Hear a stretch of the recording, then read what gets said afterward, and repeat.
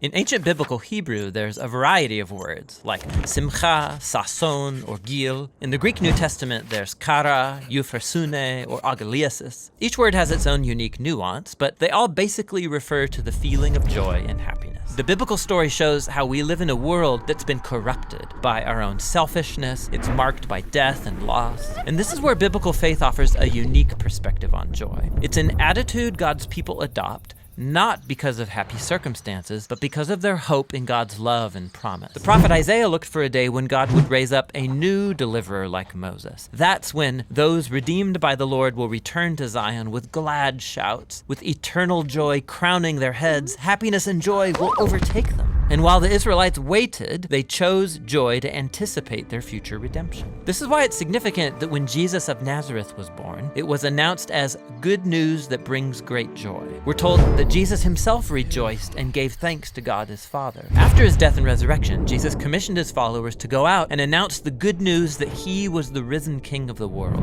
And as they did so, the early Christian communities were known for being full of joy, even when they were persecuted. Like when the Apostle Paul was sitting in a dirty Roman prison, he could say that he's chosen joy. He called this the joy of faith, or joy in the Lord.